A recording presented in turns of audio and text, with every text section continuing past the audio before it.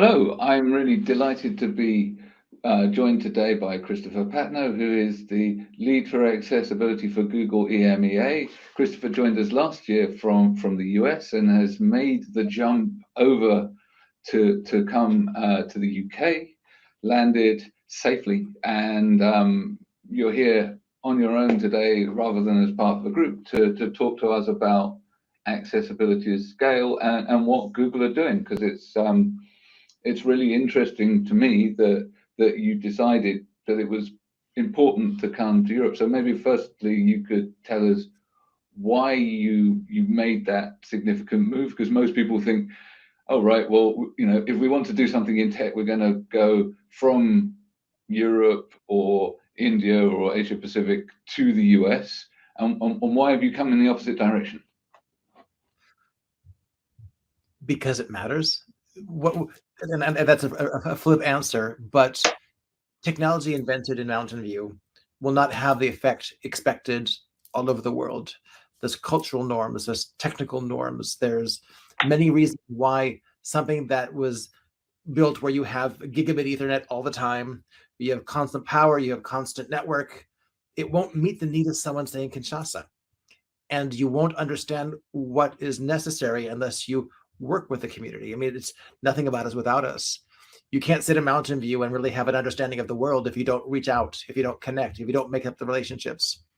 So I used the European Accessibility Act as sort of a tent pole.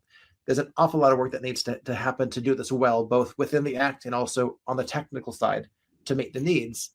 And I wanted to be part of that conversation. I want to help make the act better. I want to help make our products better. And I couldn't do that for Mountain View. So I pitched the job to my boss in 2020, and surprisingly, she said yes. And her boss said yes, and her boss said yes. I moved in July, and I'm already causing trouble. Excellent, yeah, and it's good trouble. So I think it's great that we have someone of your stature within your organization looking at these issues, and I think you're right in your assertion that the European Accessibility Act and other legislation is going to have significant impact on what we need to do as organizations, and also impact outside of Europe also. So if we think about the impact of GDPR, that regulation was European regulation, but it's had profound impacts on how tech companies operate around the globe. So thinking about our theme of accessibility at scale, Google, Alphabet, your parent company, has huge portfolio of offerings and everything else. How do you begin to address accessibility across the complexity of an organization like Google, where you're doing so many different things? It is a matter of understanding how to speak to leadership at the core. I mean, there's an awful lot of work that needs to get done, and we have amazing engineers and technicians, but it's always a question of priority. At a company as big as Google, when you have as many opportunities as Google, how do you make it resonate? So I start with stories. When speaking with leadership, I always come with stories of the impact and the meaning, and then the opportunity of what happens when we do these things. And then by building relationships with the different leaders, I learned to understand, are they afraid of lawsuits? Do they want to do the right thing for altruistic purposes? Do they recognize the business opportunity? And it's kind of manipulative, but you dial and you create a specific pitch for a specific leader, and you make a different pitch for a different leader because they're motivated by different things. So being able to take an accessibility message at scale is about understanding leadership and how to make sure that your message and your desire aligns with what they want to do, because it does, but they may not recognize it. Yeah. So making it easy to do the right thing is one of the biggest lessons that I've had since starting this job. Okay. And I fundamentally agree with you. I have to pitch and change the way that I talk about the subject depending on who I'm talking to, and not just with leadership, but also at the various different levels of the organization. Absolutely. So I think actually once you've spoken with leadership, actually they're not the hardest nut to crack.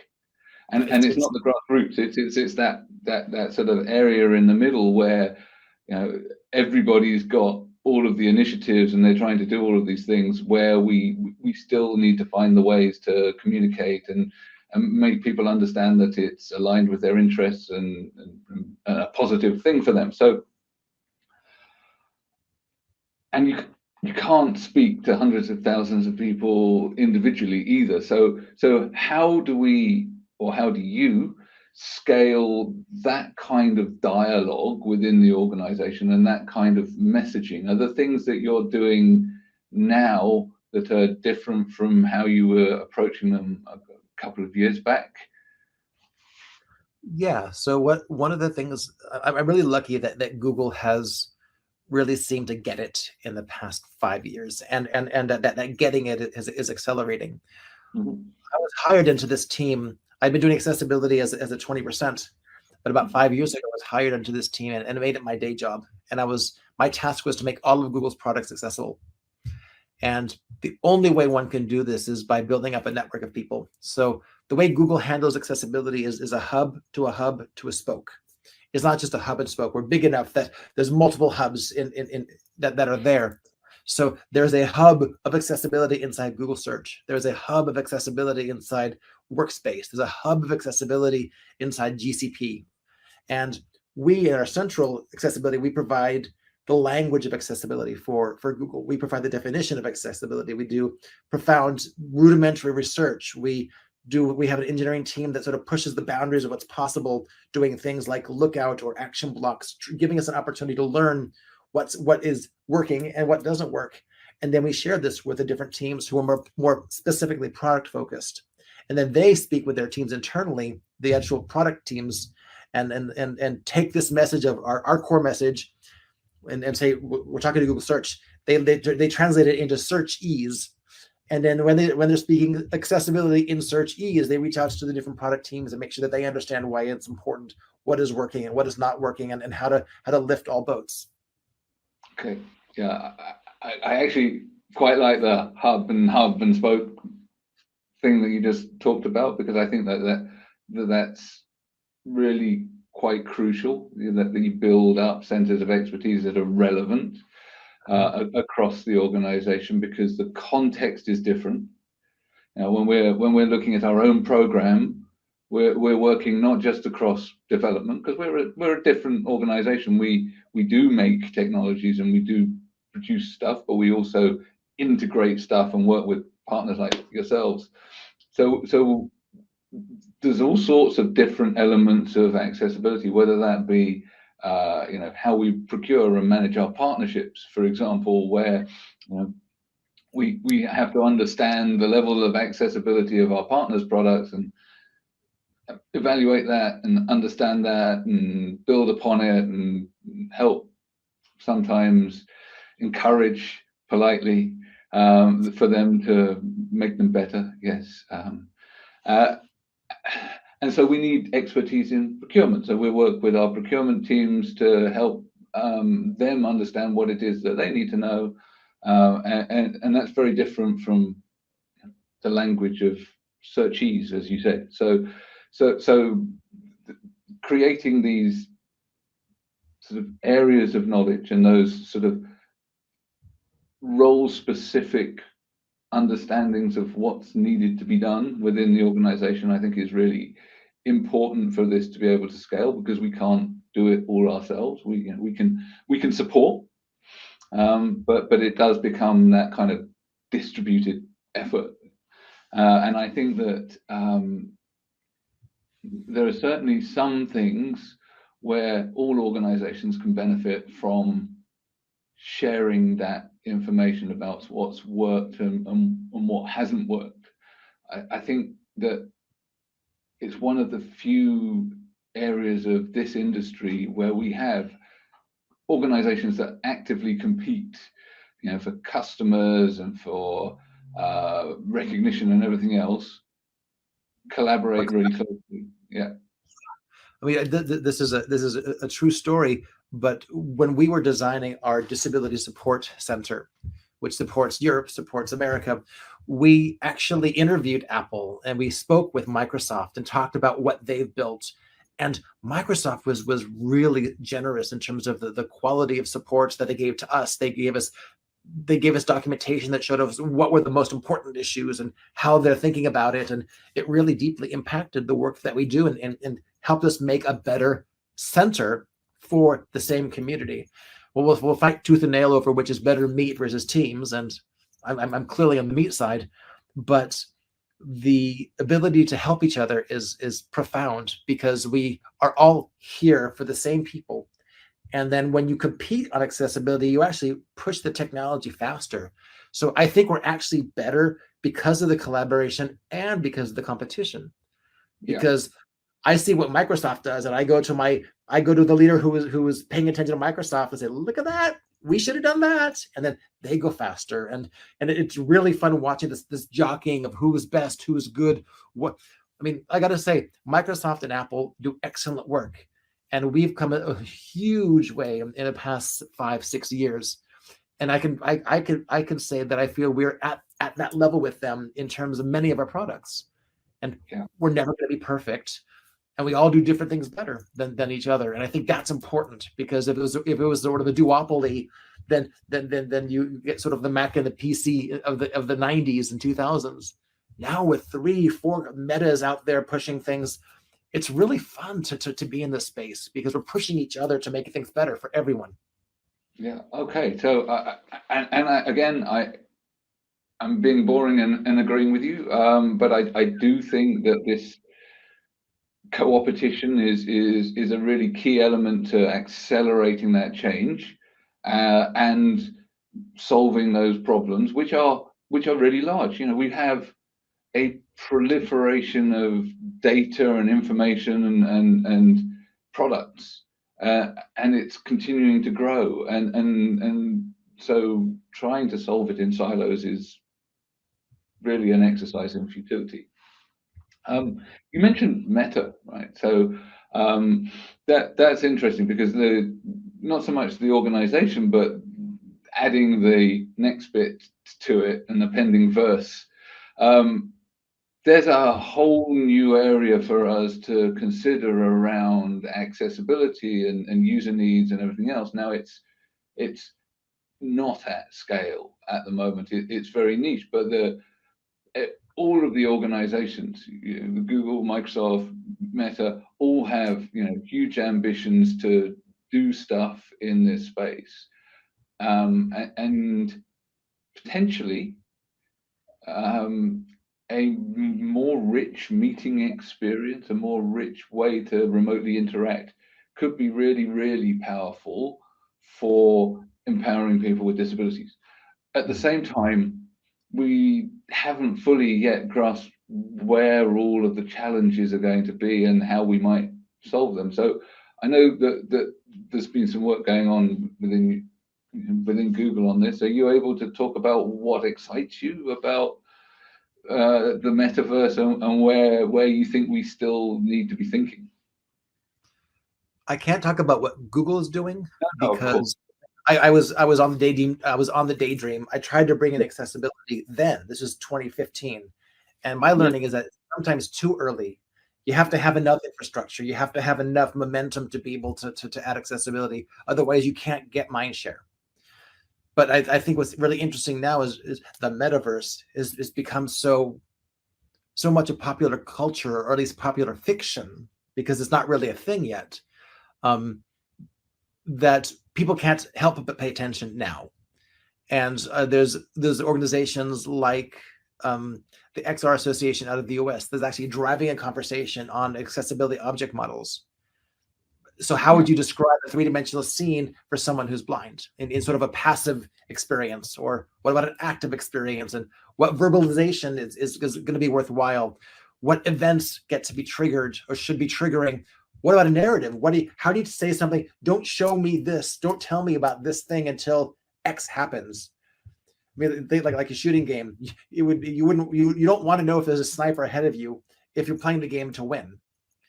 So there's a bunch of really interesting questions that actually are being talked about now, which is a relief, because You think back to when the iPhone was created, it took several years for it really to take effect. And when Apple came out with VoiceOver, before this is actually a thing, people are talking about accessibility. There's XR Access out of Cornell Tech. And they're doing some really great sort of grassroots research in terms of accessibility of XR. So I think it's really exciting that we're having the conversation of accessibility before it becomes a thing that everybody can adapt. There's a lot that needs to be solved, but we're having the conversation. And for me, what's also interesting is using VR as a testing ground for XR, for AR. So you take this object model of three-dimensional space. Okay, now we know we've got the talk back of the metaverse. Take away the three-dimensional space, and you have the real world, but the same principles for this screen reader, this world reader apply. When do you show someone something? When do you tell someone's important?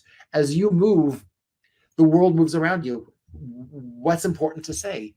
The principles are the same. So VR is an excellent testing ground for real reality when it comes to things like computer vision and 5G, all of that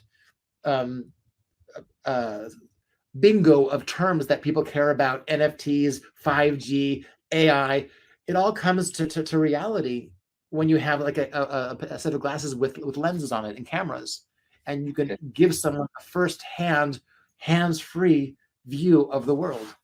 Yeah. So I'm significantly more excited about AR than I am about VR, because as an potential for assistive technology, I think the applications are far wider. I mean, I've played with VR and I get it, and I think that there are really, some significant benefits for immersive learning and for creating specific use cases, right? And there are already good specific, especially in industry, use cases for VR that are really powerful. And there has been some good research done already by organizations such as the BBC into what some of these accessibility challenges and requirements should be as well. So that it is, as you say, really good that this is being thought about before the technologies mature,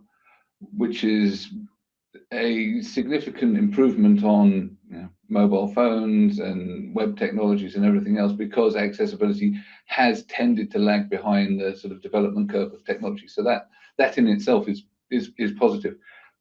XR for me really is most exciting because we're making sense of the world around us and understanding where it might be that we can add supportive information or actually help filter the signal from the noise. Mm-hmm. So I think it was Alistair from Acuity Design that actually called this peri-reality, that you might actually want to actually remove a lot of the noise from around you and allow people to just get the pertinent information. So for example, in the sort of neurodivergent group of people to which I'm a member,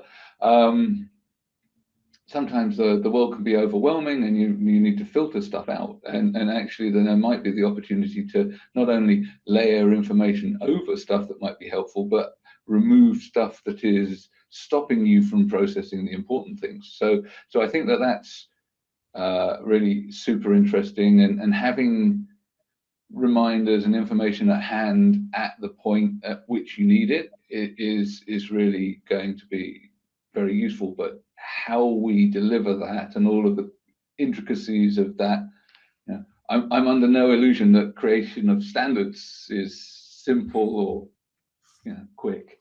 So but I do think it's a really interesting area to experiment in, and I think that I kind of look forward to that. I don't, however, look forward to spending 8 to 10 hours a day with a headset on in online meetings, because I think that there's all kinds of cognitive accessibility issues and mental health issues for people.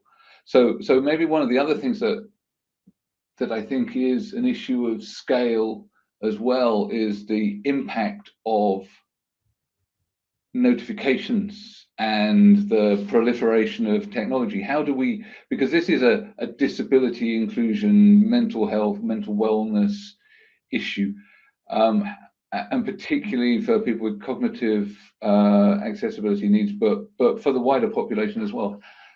What sort of things can we do to make it easier for people to actually deal with the deluge of information that's coming, make sense of all of this stuff? Because I think that you know, we see all of the great resignation talk and everything else. Some of that is just down to the fact that we've created all of this technology that is fairly relentless, you know, and you know, our lizard brainstem is now reacting to all of these things. And who do you think is doing good, you know, doing good work or thinking about on things like this? Or is this somewhere where we collectively need to be thinking about this because it's going to have a huge impact on millions of people over the coming years? I think it's a shared responsibility between platform owners and individuals to choose what's important for themselves. I don't think anyone will ever be able to create a solution that meets every need for everyone. So platform owners like Apple with iOS, Google with Android, Chrome, Windows, we need to create tools to make it easy for us to shut down the noise. And then allow people to choose to dial in how much noise, how little noise that they want to have. You can create AI technologies to do it, but you have to tell them what you want.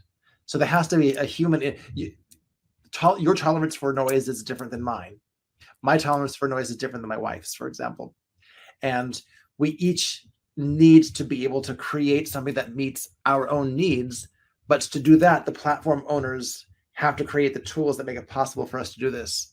On Android, we have a well-being app, and on iOS, they have the "Are you driving?" question, and these things that are supposed to make your life easier. I mean, but it doesn't work always the way you want it to. I'm on the tube and it says, "Are you driving?" I thought, gosh, I hope not. Flick it up. No. My Android phone doesn't complain about that. So there are ways that all of us can improve the technologies to make it easier to do the right thing for us. Yeah. But I think it has to be individualized, but it's up to the platform manufacturers to empower us to make those choices for ourselves. Yeah, and I think you're right. I think you highlighted one of my new bugbears actually was I've noticed an increasing amount of choice, which is great. Giving people personalization options is accessibility. Accessibility is just extreme personalization.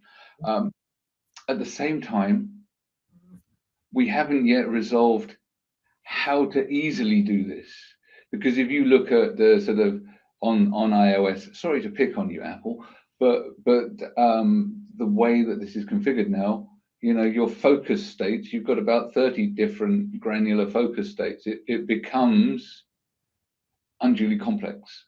So what we've made a step forward in one way. But what we now need to do is find a way of being able to allow people to set their preferences in a way that doesn't require them to have technical knowledge and have to dig down so deeply. And maybe some of that will come through natural language interfaces. And I don't think we're there with natural language interfaces yet. But conversational interfaces, I think, hold real power for us to resolve some of this complexity. I think it can, as long as the conversational interface understands what you're trying to say. So for me, this is the concern. At Google, we have this really neat thing called Project Euphonia, which is trying to gather data samples from people with atypical speech patterns and make it possible for us to understand a broader group of people. We've just released an application, not here in the UK, yet, but in other countries that speak English, we have this application called Project Relate, which allows you to create your own dedicated personalized voice model.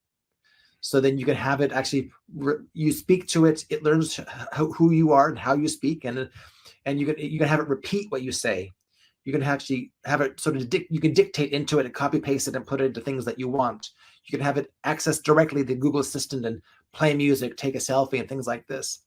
So as these technologies get more robust, like automatic speech recognition, as they get more robust, as they become more disability sensitive, they become more culturally sensitive, because someone who speaks English with, say, a Polish accent will have probably less of a good time than someone who speaks English with an Irish accent.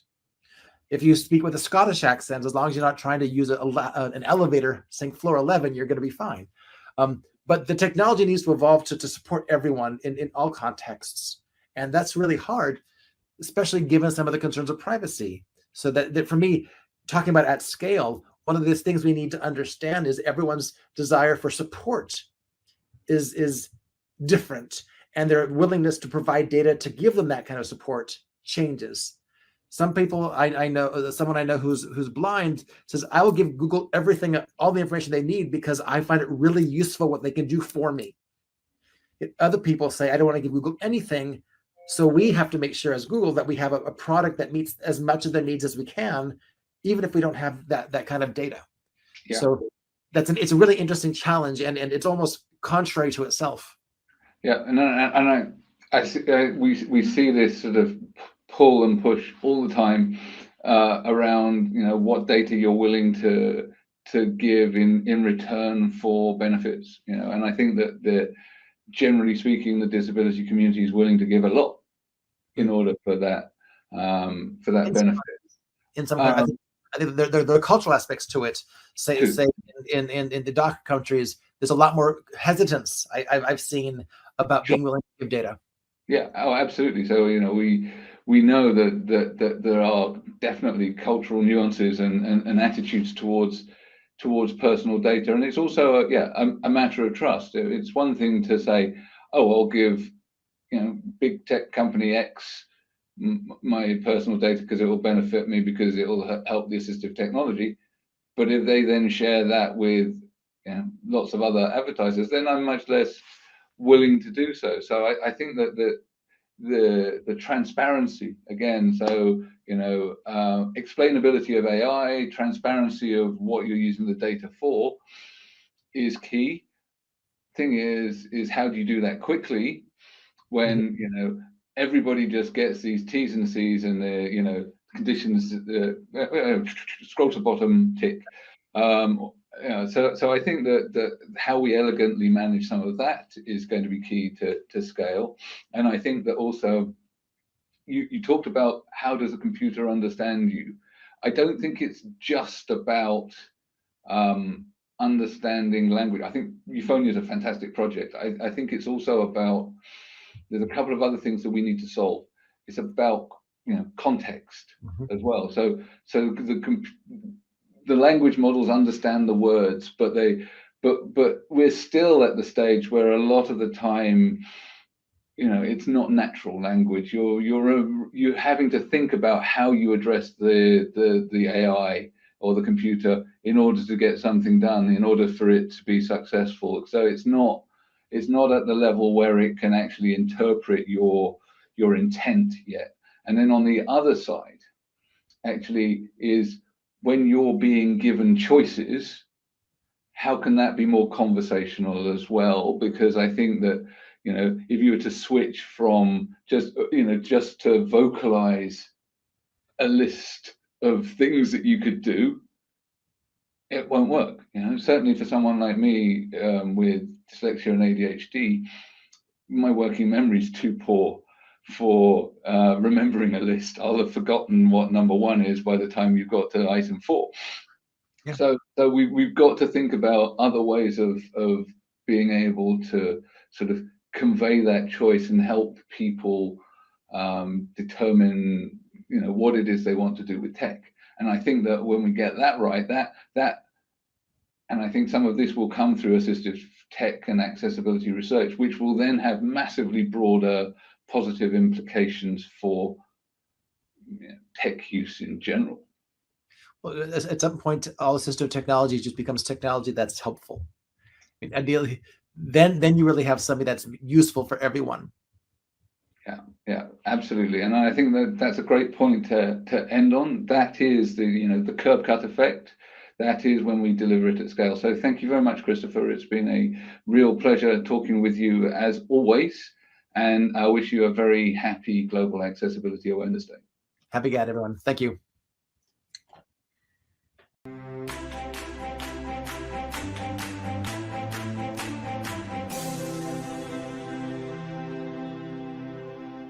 What a super knowledge sharing session today on the occasion of GAAD 2022. I welcome all our fantastic panel today here. Jake Abma, Accessibility Lead, ING Bank. We have with us Balindu Sharma, Director, Local Languages and Accessibility at Microsoft. And Nasir Sheikh, Senior Vice President, Head of Human Resources, Atos, India. As kind of we were discussing a lot of inputs and knowledge coming in, I would like to go ahead and ask Jake that one of the important aspect currently, artificial intelligence and machine learning, it's an dominant discipline within AI. In and of today itself, it's not good or bad though. It's not a magic solution. What are the challenges of accessibility with AI and ML? I mean, I would like to know your thoughts, Jake, on this. Yeah, so I think the biggest challenge for artificial intelligence and machine learning is that humans and their needs are really hard to define. Yeah? Which barriers need to be solved for whom, why, and when. There's not one solution which fit all human beings. There's so much subjectivity in accessibility that we need to look at concrete solutions for AI to reach the goal of independency for all. Yeah?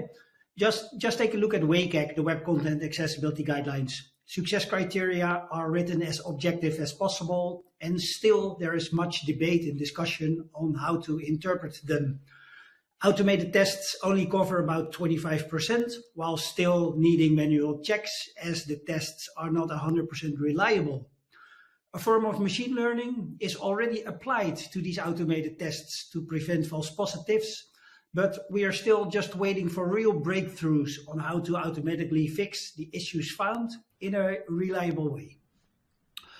A very promising solution that we are working hard on at the W3C is the topic of personalization, where artificial intelligence can take advantage of.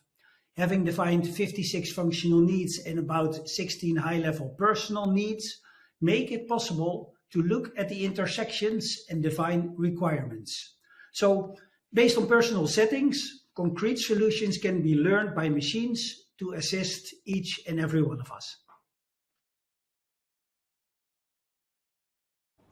I think that's the way ahead in terms of AI and ML, though there are a lot of success criterias. And as you rightly said, it's more of an how individual needs it and how the right solution fits into it. It's not a silver bullet though. Many thanks for that answer. I'll move on to Balindu, right? Balindu, in your talk, you also spoke about cloud computing and how Microsoft is kind of taking over on the accessibility aspects in cloud computing. What I want to know from you is cloud computing improve accessibility and increase inclusivity. How can it happen? Yeah, thank you, Vishal. Actually, cloud and artificial intelligence, they work as partners. Artificial intelligence needs the power and reach of cloud to be able to create systems, deliver results, and also to reach people across the world. Artificial intelligence accelerates innovation and opens the door to the new wave of possibilities. We believe that artificial intelligence can amplify human capability and that it will improve the way people with disabilities interact and leverage technology in their lives. Now, cloud is making its own contribution in the process. As perhaps you are aware that cloud is now integrated with modern applications such as Windows, Office, and Teams from Microsoft. Even in the productivity space, we are leveraging cloud computing. Earlier, we just thought that the application that we are using is installed in the computer and that's it. It is sitting on the computer itself, using the power of the computer itself. But now the game has entirely changed because we are able to use the power of cloud in our own computer. And we are benefiting from that. So even in the productivity space, we are leveraging cloud computing. For example, if you see Microsoft Word, Excel, PowerPoint, etc., even the common applications that we generally use, they are now empowered with technologies which are useful for people with disability. One such technology is dictation. If we don't want to use our hands to be able to input text, we can just use dictation. We can just speak to the computer and the computer will take care of the typing part. There is another feature which is again empowered by artificial intelligence and cloud, which is called read aloud. We can just use it to read, very lengthy documents.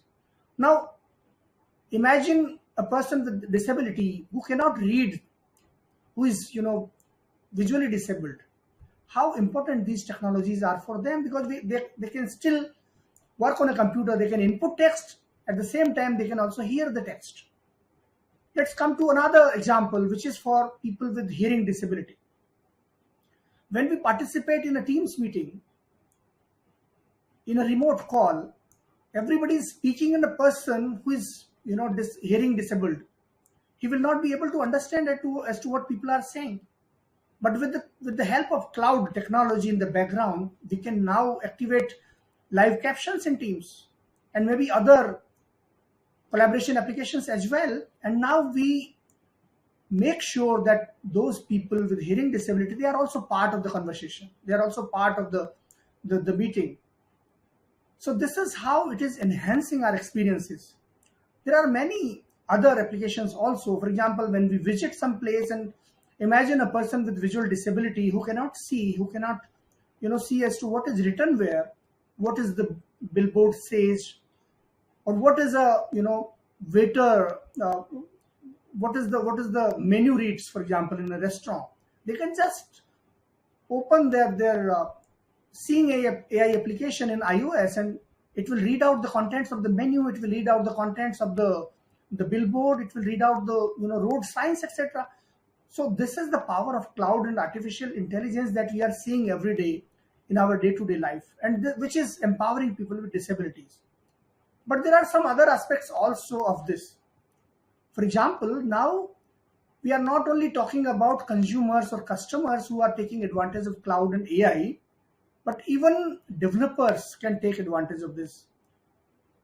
Like Microsoft Azure, which makes sure that there are APIs such as cognitive services APIs, which can be used to develop assistive applications, which can be used to make your applications accessible.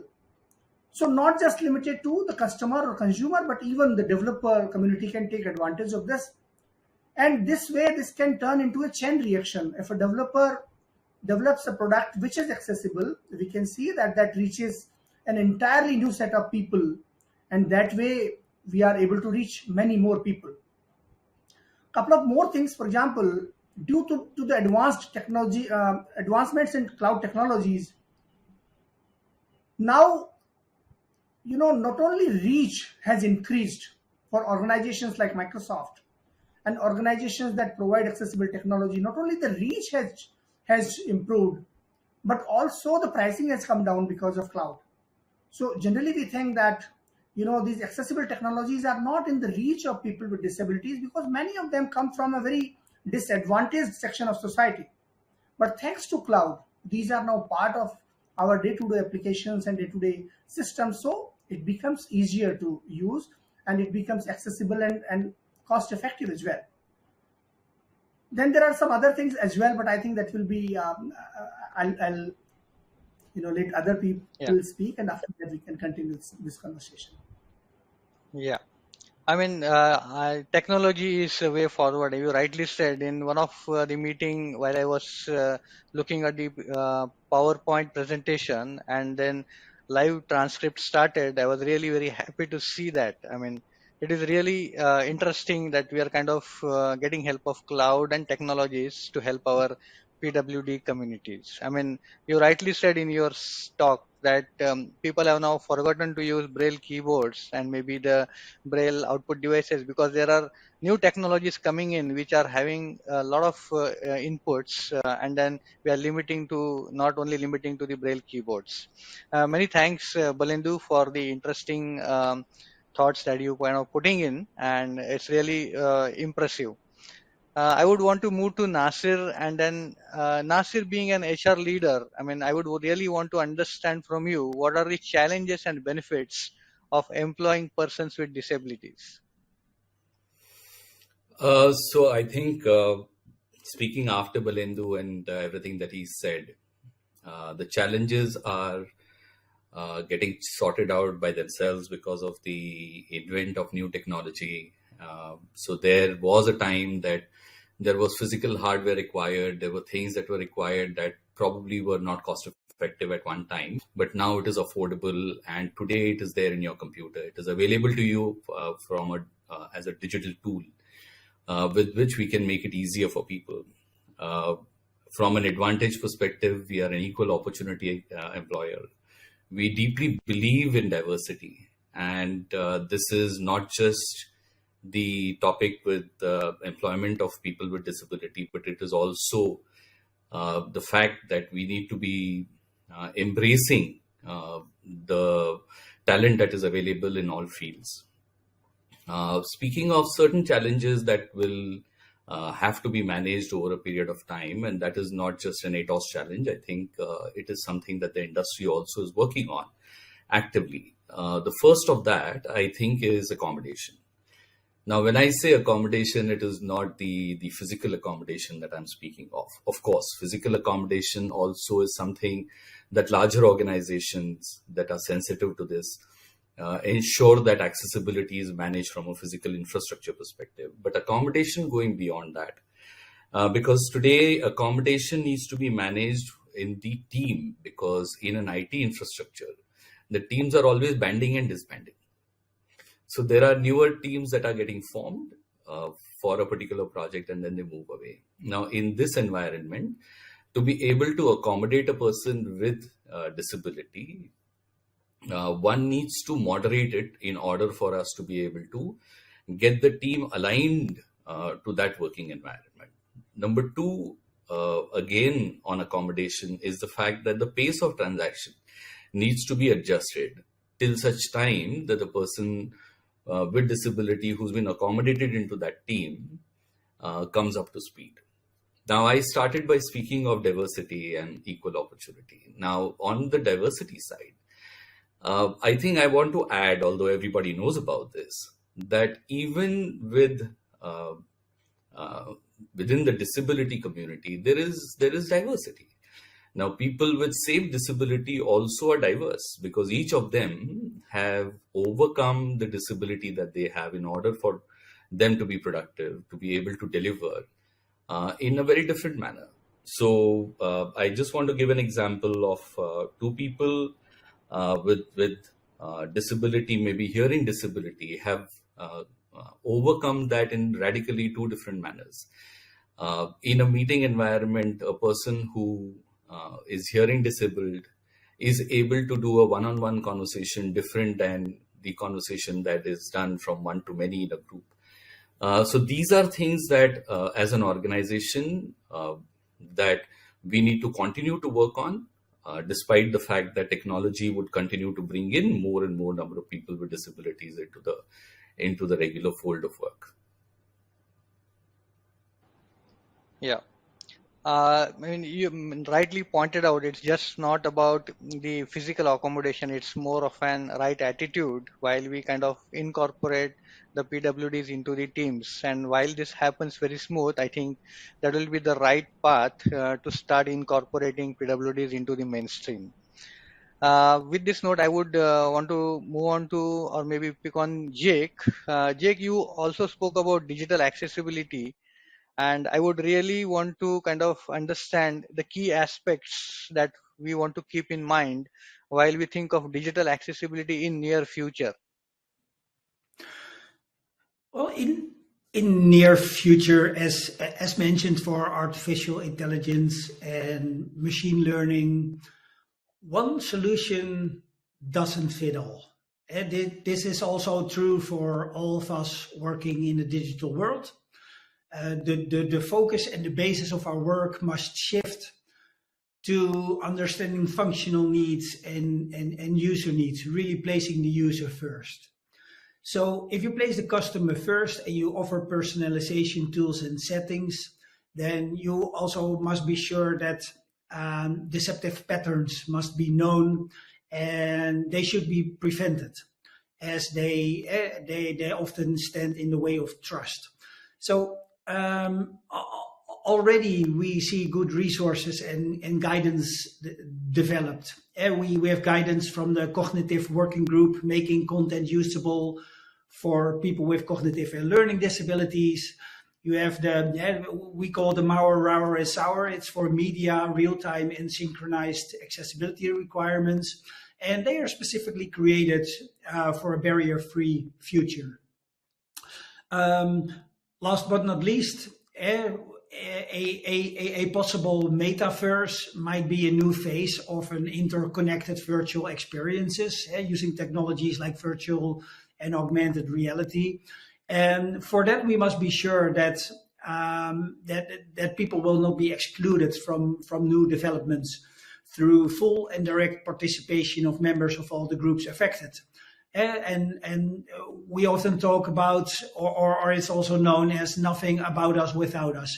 So besides all new developments in technologies and really understanding functional needs and user needs to offer a lot of more personalization than ever before, it is also very important for digital accessibility in near future that we include people in the process of developing those products.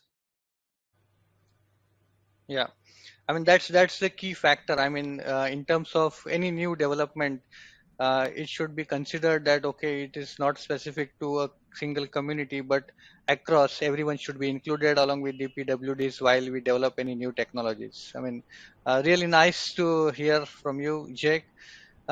Maybe the next one to Balindu. At Microsoft, I know that you spoke about cloud and you spoke about AI and machine learning.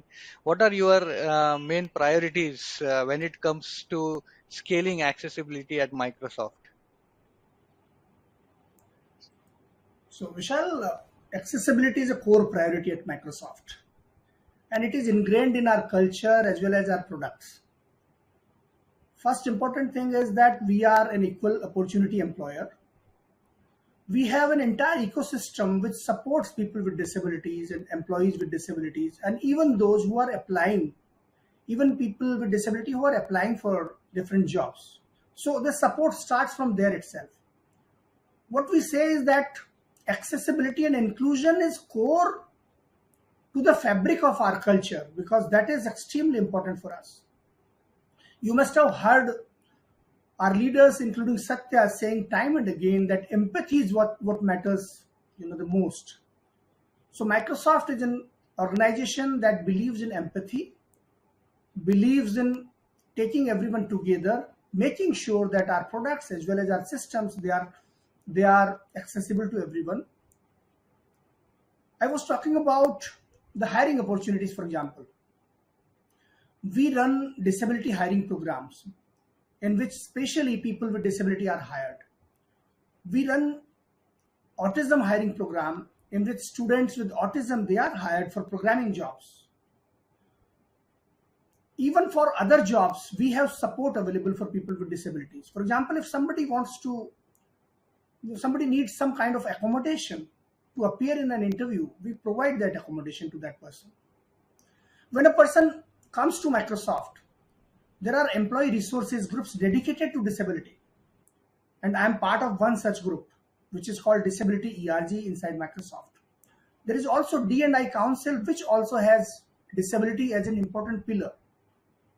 So you can realize that mainly it is culture that is most important for us in terms of accessibility, because we believe that if your culture supports accessibility, everything else automatically falls in line.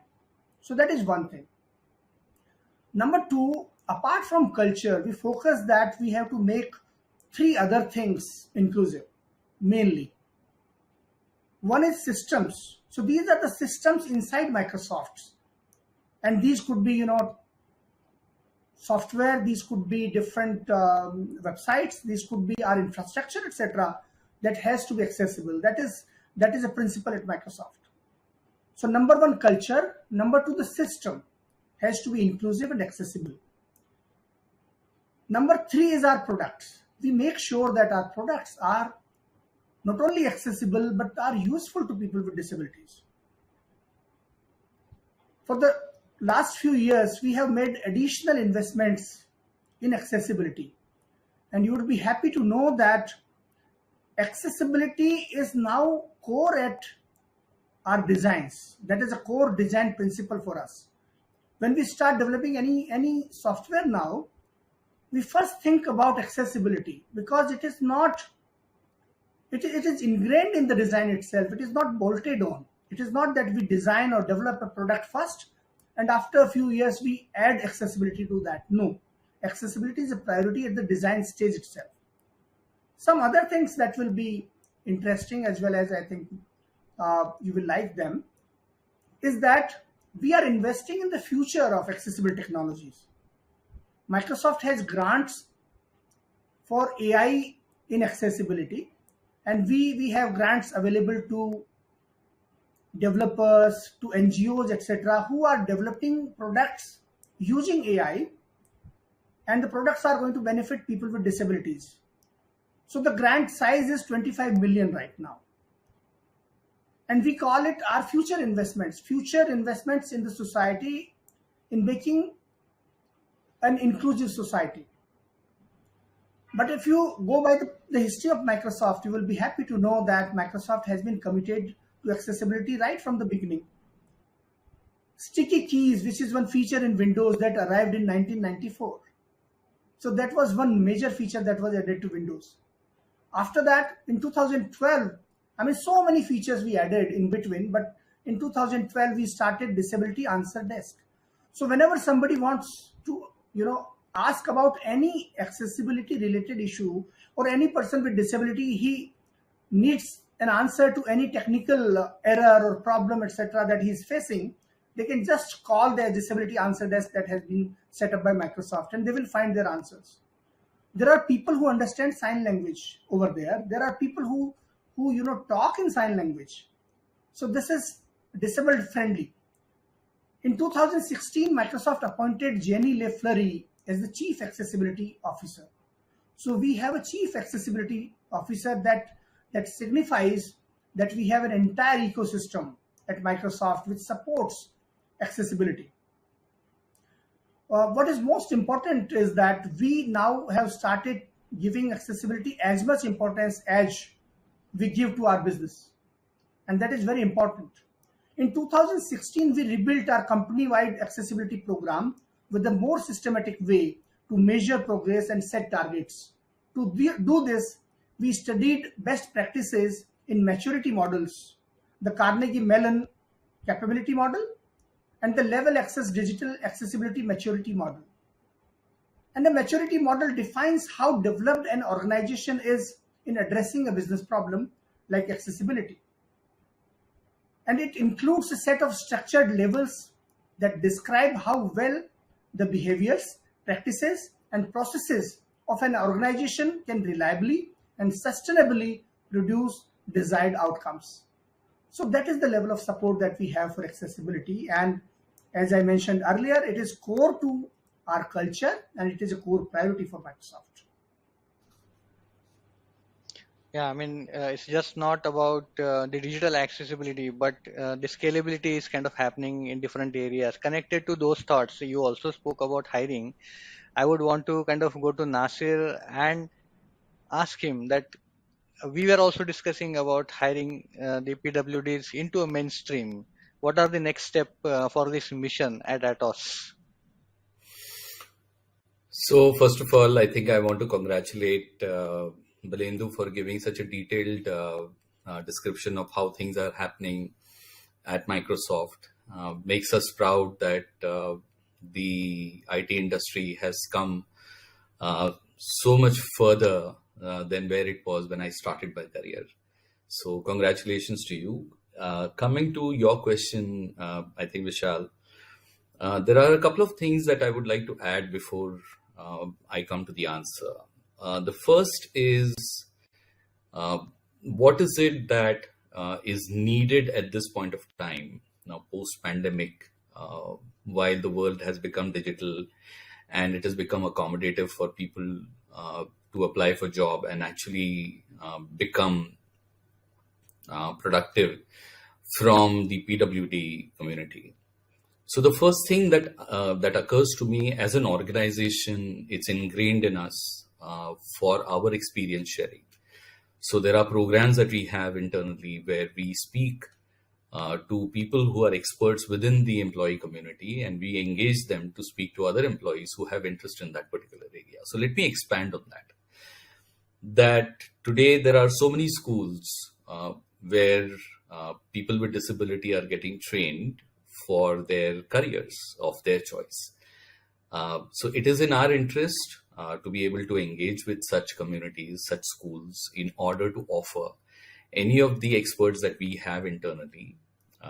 That could be in the area of technology, or it could also be in the area of some soft skills that they're interested in offering it to the batch of people that they're training at this point of time. So I think we need to start there. The second thing on adoption, it is important that we bring in people with certain skills into the organization so that they are able to hit the ground running, meaning that we bring in people who have expertise in certain areas, who belong to the PWD community, and can come as speakers in the organization, as trainers within the organization, and to be able to take batches for the larger employee strength of Atos, so that it becomes ingrained in people that the people from the disability, with certain disabilities, are also having certain skills that they are able to impart it to the larger community. One aspect is that. The other aspect is that there are certain skills that today that are being utilized in the IT industry. So I think Atos is going to be very open to look at those roles within the organization and find opportunities for people with disabilities to be able to apply for them, and for us to be able to accommodate and select them in order to make them productive. We've already went down this path, as you know, Vishal, that I think we are engaging with some of these schools. I would in fact even go to the extent of wanting to engage with some of these NGOs that are out there, schools which are out there. We in fact are doing a lot in terms of CSR. We are working with children who have hearing disability for the last 4 years. And these are from communities that are economically backward, in order for us to be able to understand what kind of customization is required, the hardware that is required for them to be putting up the hearing aid. And when the hearing aid is given to them, what is it that they make of the sound? And I'm so proud to say that just about a few months back, I was visiting one such schools where we had Atos beneficiary children who had been given these hearing aids, and I could hear them perform to some music. Some of them imitated the poems, and that is, I think, a phenomenal experience that we would want to continue to contribute to. This is fantastic. I mean, really proud of being part of Atos while we are doing all these activities. Fantastic answers today from the panel, and I'm sure that you all might have benefited while listening to these thoughts of our accessibility panel members. Empathy, which is the driving force behind us, and passion for ensuring products and services which are accessible to all, is an important characteristics for individuals, companies, and leaders of industries to exercise. We are committed to serve our customers the best in class quality. With this note, I take an opportunity to thank all the speakers and participants for being with us today. Keep talking, thinking, and speaking about accessibility on this GAAD, and we'll love to hear feedback from you. Enjoy your GAAD day today. Thank you, and have a good day. Thank you so much. Thank you. Thank you. Thank you. Thank you.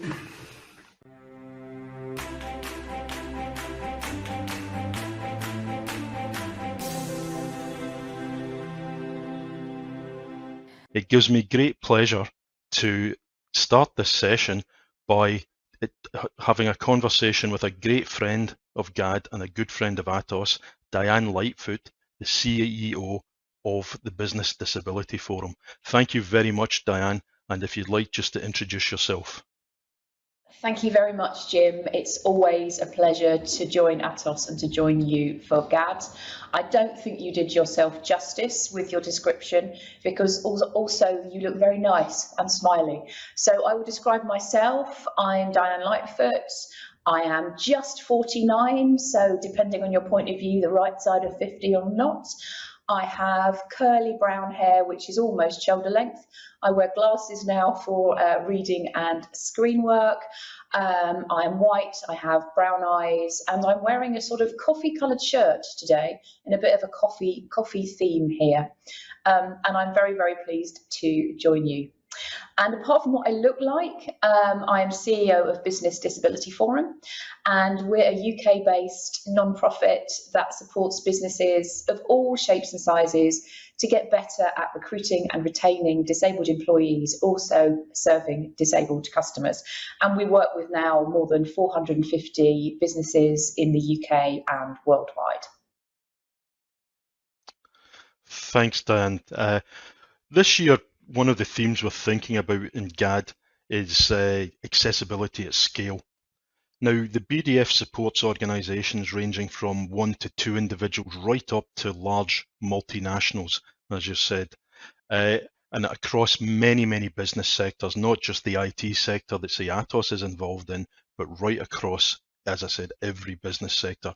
What challenges, if any, have you found in supporting large organisations, and what's the differences you've found really in supporting large organisations as opposed to smaller ones, and what benefits do you bring to large organisations? Thanks, Jim. So most of the organisations we work with actually are large global organisations. And one of the things that I'm constantly struck by, the contrast of smaller and large ones. Larger organisations have the benefit of dedicated D&I teams, HR teams, are very well resourced, have strong infrastructure, and have the funding, usually, to be able to advance disability inclusion in their business. Conversely, smaller organisations don't have that, but often they have the ability to be more flexible because they are not constrained sometimes by the systems and processes that the larger organisations are. And I think the main thing for me is consistency. So often the theory that we talk about getting it right for disabled people or people with disabilities, to use global terminology, is relatively simple, but getting it right in any organisation, and particularly large and complex organisations, and then global organisations, can be incredibly complex. And we know that so much of getting it right comes down to individual line managers or people managers. So the confidence and the competence actually of managers to have a conversation with an employee, whether an existing employee or a new recruit, to be able to think proactively, to ask people what they need, and then to know how to make adjustments, where to go and what to do. And very strongly related to that, the trust that employees then have in their line managers, to ask what they need and have the confidence to say that they need an adjustment or an accommodation and something different. And this is really critical. A few years ago, in 2019, we did a survey. It was called the Great Big Workplace Adjustment Survey, kind of does what it says on the tin. And we had responses from 1,200 disabled employees within our members and partner organisations. And one statistic that really struck me and has stayed with me is that 34% of people who responded who did not work with adjustments or accommodations, but said they would have benefited from them, 34% said they hadn't asked because they were worried that their manager would treat them differently. So this is really, really crucial. And the larger the organisation you have, the more difficulty, of course, you have in filtering down those messages and getting that consistency and confidence. Equally, for large organisations, getting all the right people around the table can be challenging.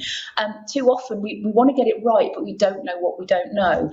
So perhaps HR procures a recruitment portal that isn't accessible, or procurement teams put in tendering processes that miss opportunities to promote or ask about disability inclusion. It's very easy to do when you need to involve a lot of people. And then, of course, you get into issues around retrofitting, which can cost a fortune. And there's often a big issue with legacy issues and security. Equally, larger organisations are likely to have better and more robust IT systems, but equally more onerous security requirements.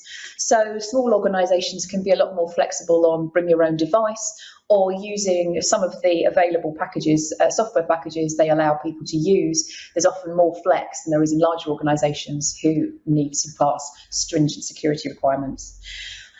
Some of the real positives about larger organisations, so some of the organisations we work with are going towards self-service models for workplace adjustments. GSK, for example, won our Workplace Adjustments Disability Smart Award in December 2021. And for them, you don't even have to say why you need an adjustment. You can just request it or even order it if you know what you need. Larger organisations, I think it can feel overwhelming knowing where to start, and that's very much where we come in. We can really help you audit and assess where you're doing well and perhaps where you might want to focus.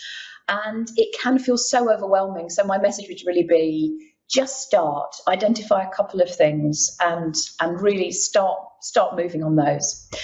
And of course, as well, for larger organisations that are global, balancing the different needs of different countries where you can or can't or must ask about disability, for example, and thinking about different cultures, different messages and different perceptions of disability and how it's viewed.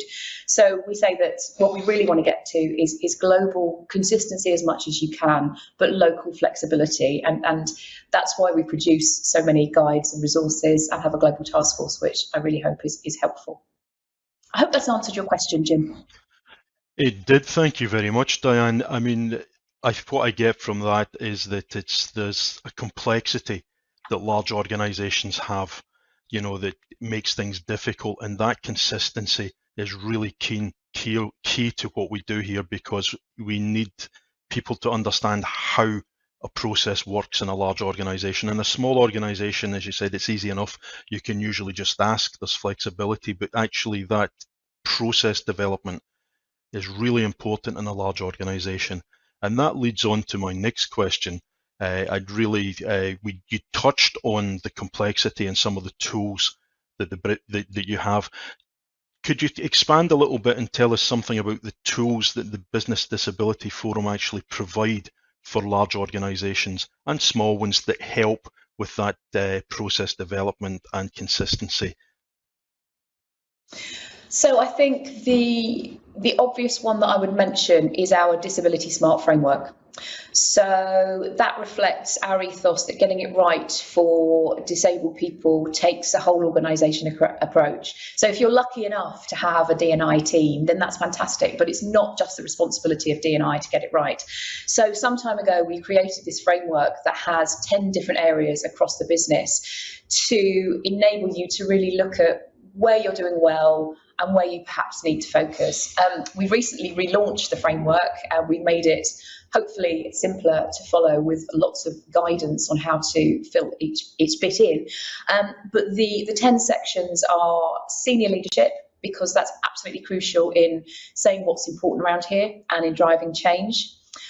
Learning and development, so that line managers that we've just been talking about know what their responsibilities are, and also that they are supported to then support their own teams appropriately.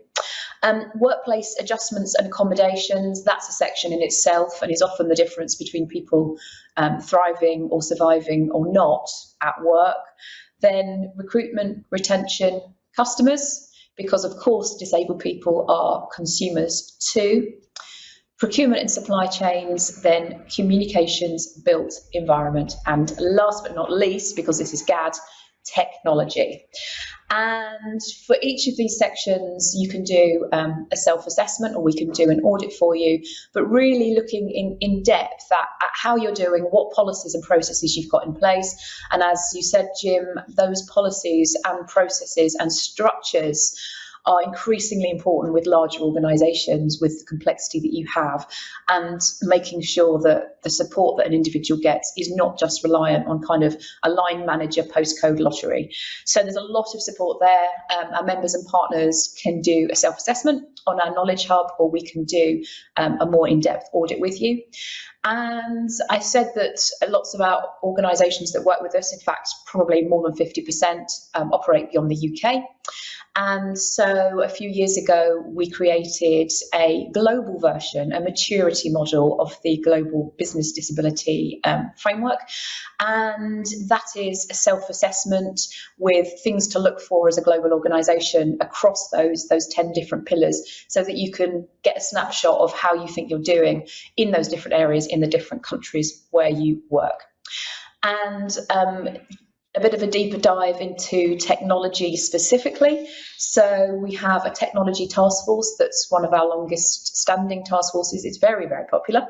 And it created an accessibility maturity model, which is freely available to everyone. You don't have to be a member or partner. And that breaks down technology into detailed areas that you can then look at and see where you might need to focus within your business, so that you can really embed practice and change and make sure that it is absolutely guaranteed, if you like, rather than ad hoc.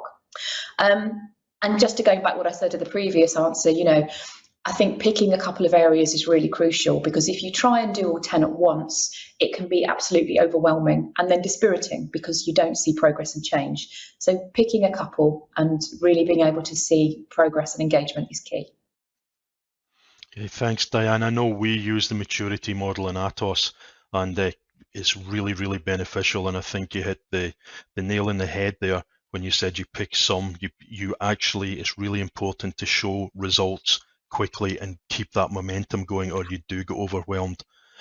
Okay, so I changed tack a little bit, because we never really stick to the subject rigidly in GAAD. One of the things about scale that came across to me was, you mentioned earlier your great big workplace adjustment survey you did. I think it was 2019, and I've just come to some of the statistics that came from that when we looking at things in scale. And I mean, one of the things that struck me from it was, I mean, we're all familiar with the 15% of the global population has a disability or is impacted by a disability, and things that come from the World Health Organization. But one of the truly interesting things that came out of that survey for me was that 18% of the working age adults are disabled, and that rises to over 44% when we look at the over 65s. And given the aging profile of, particularly in the West, of populations, that shows really how almost ubiquitous that accessibility is going to have to become if we're going to service our workforces properly. And the other one that struck me was that 83% of disabilities are acquired. And that was the one that really, I mean, I work in the field, and that always still surprises me. And that the average age of acquiring a disability found was 53.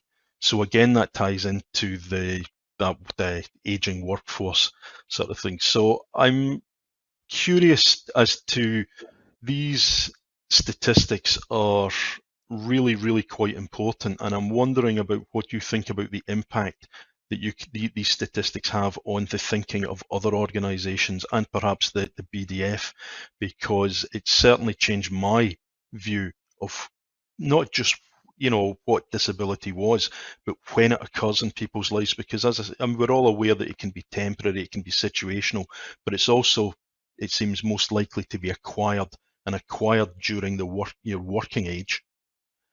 And I think with those statistics, that's perhaps where a lot of the tools of the Business Disability Forum come to the fore. So I'm wondering, are there any of these statistics that jumped out at you when you gathered them, and how did they impact the way that you think round about disability and accessibility? I think those figures about acquired disability are really key, and I've been in post here now for just over 5 years, and certainly when I started, the businesses that I mainly spoke to, if I talked about disability, they would think present from birth, they would think physical disability and probably wheelchair user, and they would think this is about recruiting new people into my business. And so those stats were very powerful in saying, actually, this is about retention. This is about not losing your skilled workforce and the talent that you've got there, and the people who stay with you and who age, which is most of us, and remain with your business for a long time may well acquire a disability. So creating an environment where they feel able to tell you and are able to thrive and you don't lose them is really, really critical. And that definitely made people kind of think differently. On the issue around physical mobility, it's appalling that we are a good way into 2022 and we do not routinely design buildings to be accessible.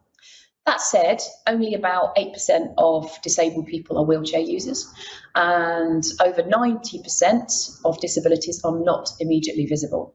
And so that is the one that I also say to people, you probably already employ and know in your personal life and work alongside many more disabled people than you think you do.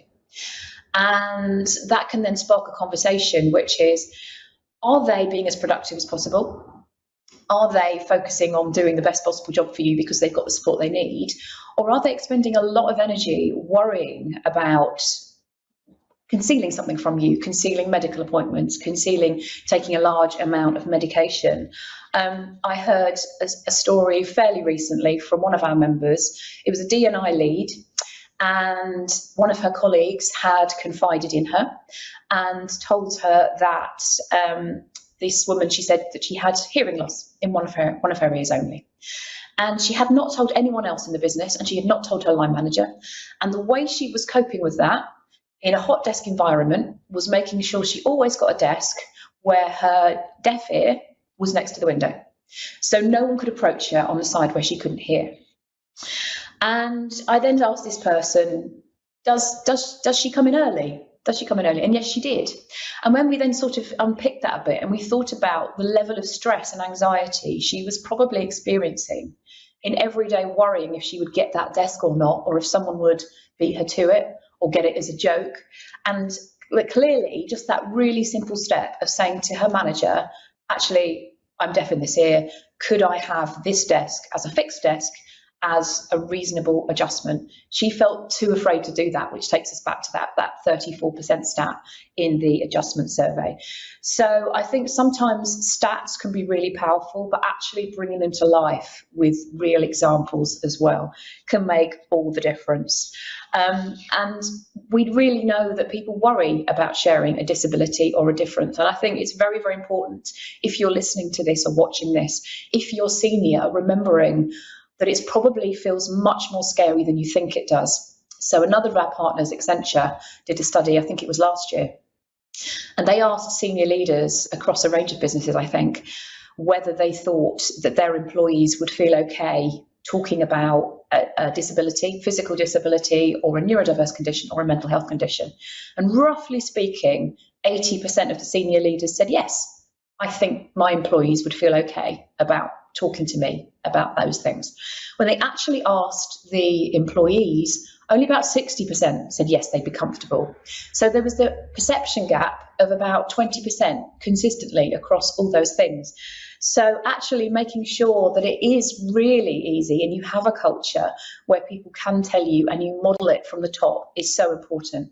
So the numbers are really useful, but it's really important to dig into them and what they're telling you, and also what they're not telling you about people who, for whatever reason, have not come forward. Yeah. Thanks, Diane. I mean, I think what's really interesting there is you talked about a reasonable adjustment that actually didn't cost anything, or was minimal time, where you created an environment where someone could flourish at work. And it leads on to one of my favorite statistics from Atos that we have, is that when we centralized all our purchasing in the UK and I, it allowed us to actually work out how much we spend on adjustments. And what was really, really surprising is that what we spend in adjustments is the typical adjustment, when we average it out, costs 1/14 of the cost of actually recruiting someone. And that doesn't include the loss of knowledge, the impact in morale, and things like that. So these people tend to think in terms of high-tech, expensive adjustments. Most of the time, they're not, and they actually save money in the medium to long term. And one of the ways that we, as I said, that we did this was to centralize our funding of it. It made it easier that a line manager didn't have to worry about where is the money for this adjustment, if there was money involved, coming from. It also meant that the employees, if they didn't wish to initiate talking to their line manager, there was another way that they could talk and get the adjustment set up and get prepared for that, to make it more comfortable for people to talk, because it is quite worrying if you think that 40% of people are not comfortable. And I think some of the statistics showed that, particularly when it's non-visible disabilities, people are even less comfortable.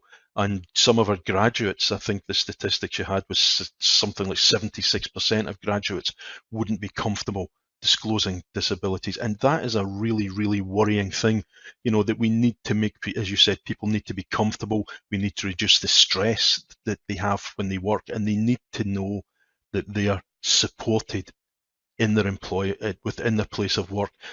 If they need an adjustment, that adjustment will be made with minimal fuss and just simply seen as either a change or a piece of equipment that someone just needs to do their job, very much like I need a headset to talk in this and things. So that's, I think, some of the worrying things from those statistics that come out there.